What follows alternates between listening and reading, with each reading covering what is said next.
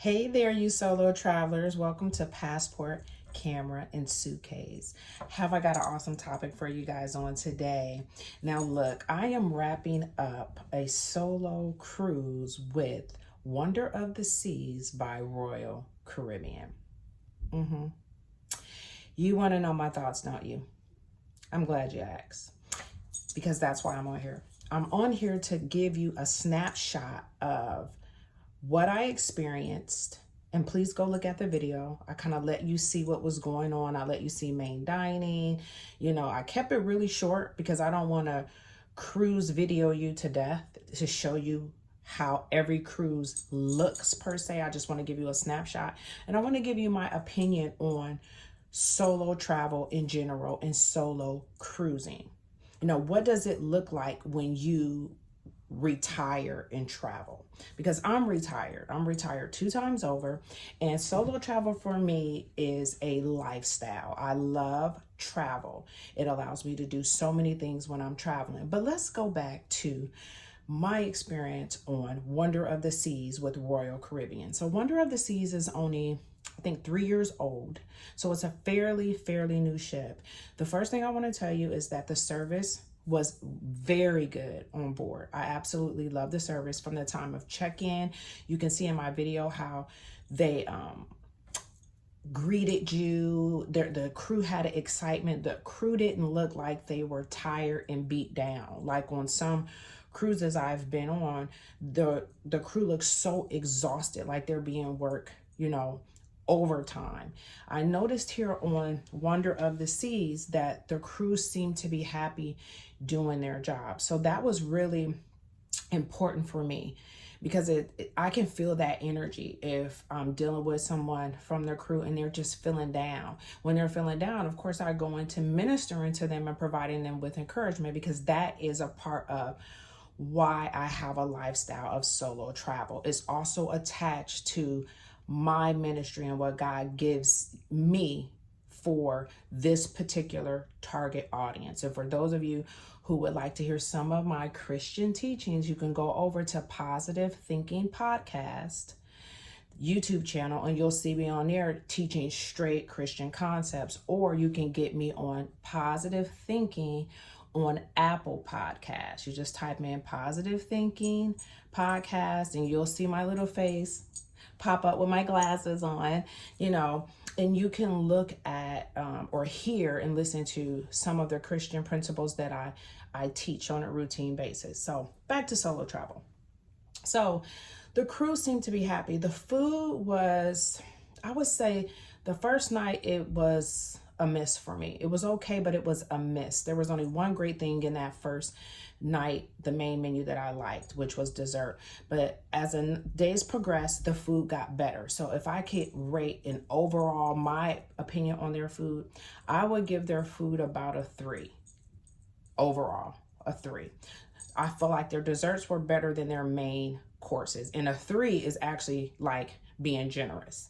And then the second thing that I look for in a cruise, because I look for service, food, and like how the ship looks visually, because I'm stimulated by visual sight and also intellectually. So what like things does that cruise offer me to keep me stimulated intellectually when I'm not in my room doing, ministry, business, whatever I do when I'm in my room? The shows, as far as entertainment, was good. They were a bit, I won't say overpowering, but I would say if you like intense shows with lights, camera, action, people jumping around, dancing, and they nailed it. Wonder of the Seas, Royal Caribbean, they have nailed it when it comes to entertainment. When I say they nailed it, they have nailed it to the wall. They beat it down like a dead horse type deal. So they have entertainment on lock. But I feel like because there is so much entertainment and there's so many like amusement type things to do. When I say amusement, like an amusement park, there's so many things that you can do. The kids can climb up rock walls. They got all types of stuff on their activities that you can do to keep yourself busy. If you're one of those types of people who you need a lot of entertainment to keep you busy, then Royal Caribbean would work for you. For me, I don't need entertainment to keep me busy. I'm very introverted and I have a very enriched internal world. Like my internal world is very rich. So I don't need a lot of external stimulation. Actually, it's a turnoff for me to have too much external stimulation because my inner world is so rich. So for me, that leads me into the room. The room has to be very comfortable for me in order for me to really enjoy my inner world. When I'm in my room, I'm just really in my zone, doing my thing. So as far as rooms were good. Entertainment is definitely there, but for me, I don't want entertainment. So as far as a cruise line having so much entertainment, which draws a lot of people, a lot of adults and little people, that's not necessarily something that I want at this stage in my life because I'm retired, not once, but twice. I've been retired twice. So I'm solo traveling to relax and to do my external projects and to manage the things that God has given me, like stuff like my books that I write, my all the different things that I do, on the side.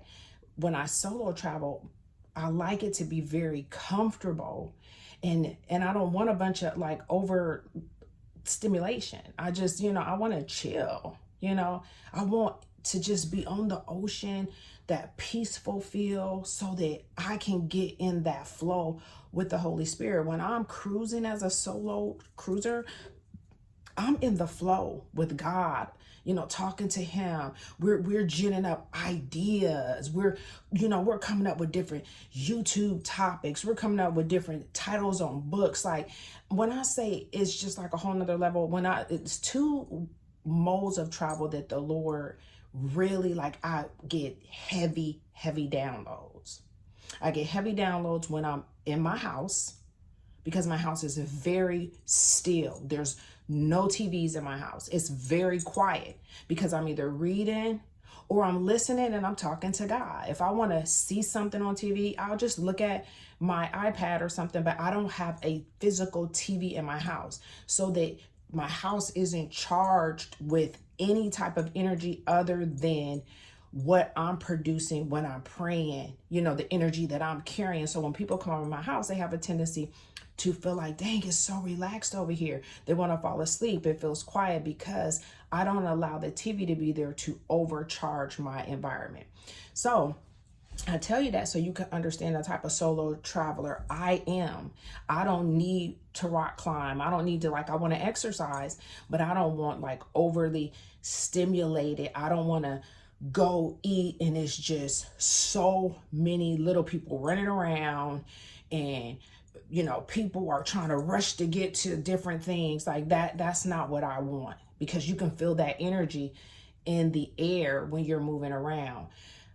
For me, solo travel is that relaxation opportunity that I get on the water and back to that modes of travel, or whether I'm in the air, because when I'm flying, I get downloads too. It's something about me being in the air. It feels like when I'm in the air or I'm floating on the ocean, I get some of the most intense connections when it comes to me. I'm reading my word and the Lord would just connect some things for me and I'd be like, woo.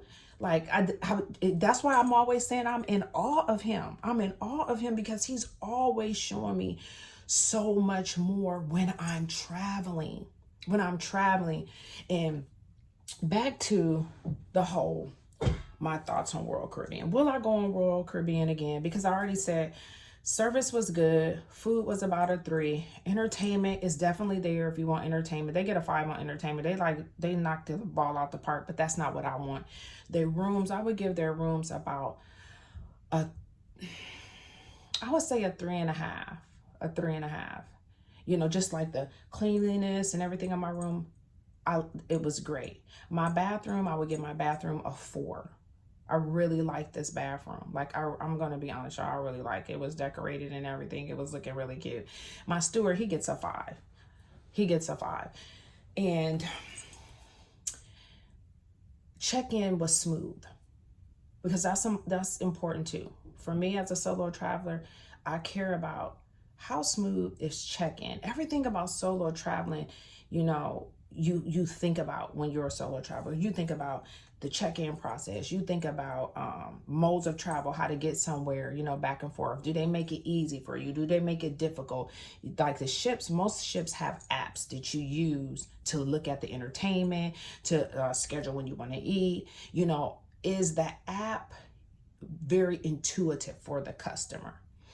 Royal Caribbean's app and their ability to put out information, I feel like they're like a 2. And the reason I say that is because I didn't know how to get my entertainment scheduled and situated. Like, I had to go to guest services. It just wasn't clear. When I go on Virgin, 60 days to 90 days out, they email me personally with their little email that says, ahoy. It says, ahoy, sailor. Look, go to your app and schedule your food dining, you know, and it'll tell you, it'll give you like a countdown. In the next 30 days, you'll be able to schedule your dining. And this many days, you can schedule your entertainment. It's very, very personal. And for me, when I solo travel right now, as a retiree, I want customer service. I want that personal treatment. I know we're in a AI-centric world, and everything's shifting to electronics, but there is a touch of customer service that needs a personal interaction with somebody that you should not lose sight of, at least when it comes to me as your customer. Some people don't want to interact with anybody. They love doing everything on their phone, not ever having a conversation. That's not me. I'm old school. I'm old. I mean, my son is 30. My kids are grown kids. Listen to me. Grown kids. So I don't want to have something that doesn't have something personable. Like, I'm old school. I like to talk to people. You know, I like to have an interaction when I'm out. That's part of shining your light.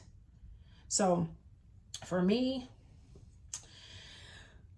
unfortunately, I do have a Royal Caribbean stint of cruises scheduled for like March all the way into April. So I'll be inundated for almost a whole 40 or 50 days on Royal Caribbean, Grandeur of the Seas.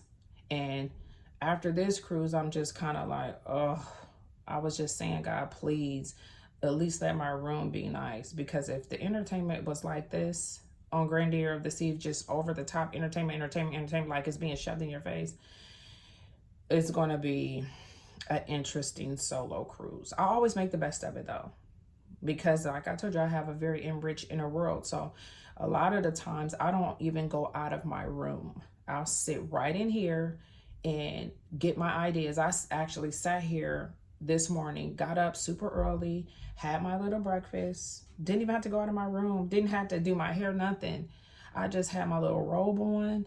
I was in the zone, and me and God we was doing business.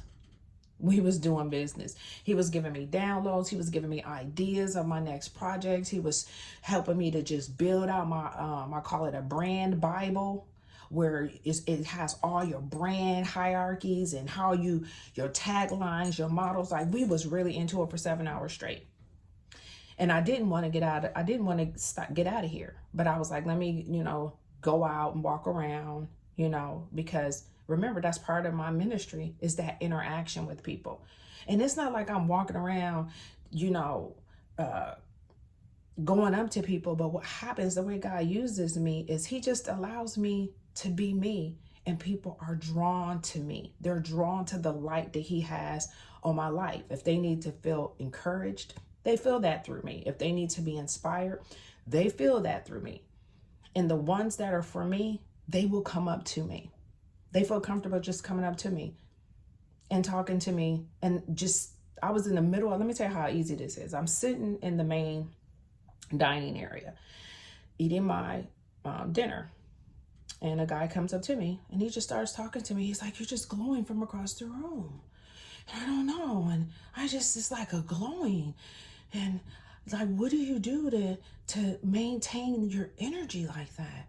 I said, well, I eliminate all my distractions and I try to stay focused on God, basically walking in the spirit. I said, I try to spend as much time with God as I can. And now since I'm retired, I don't have the energy of the stress and of a job oppressing me and causing me to leak energy. Now it's just like intact. It's like so intact in me. I'm so like on business with God that it's like a glow. It's like a glow.